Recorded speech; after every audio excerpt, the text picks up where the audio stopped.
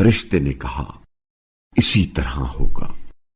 آپ کے پروردگار نے فرمایا یہ تو میرے لیے آسان ہے، اور یہ اس لیے ہے کہ ہم اس لڑکے کو لوگوں کے لیے نشانی قرار دیں اور ہماری طرف سے رحمت ثابت ہو، اور یہ کام طے شدہ ہے۔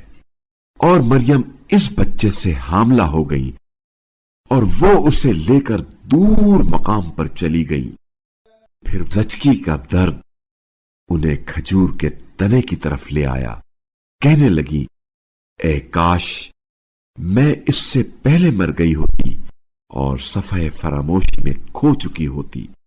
فرشتے نے مریم کے پائینے پا سے آواز دی، غم نہ کیجیے، آپ کے پروردگار نے آپ کے قدموں میں ایک نہر جاری کی ہے، اور کھجور کے تنے کو ہلائیں کہ آپ پر تازہ کھجوریں گریں گی، پس آپ کھائیں اور پئیں اور آنکھیں ٹھنڈی کریں، اور اگر کوئی آدمی نظر آئے تو کہہ دیں میں نے رحمان کے لیے روزے کی نظر مانی ہے، اس لیے آج میں کسی آدمی سے بات نہیں کروں گی۔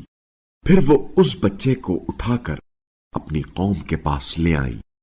لوگوں نے کہا اے مریم تو نے بہت غضب کی حرکت کی، اے ہارون کی بہن، نہ تیرا باپ برا آدمی تھا اور نہ ہی تیری ماں بد کردار تھی۔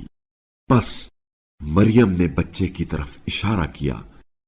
لوگ کہنے لگے ہم اس سے کیسے بات کریں جو بچہ ابھی گہوارے میں ہے؟ بچے نے کہا میں اللہ کا بندہ ہوں، اس نے مجھے کتاب دی ہے اور مجھے نبی بنایا ہے۔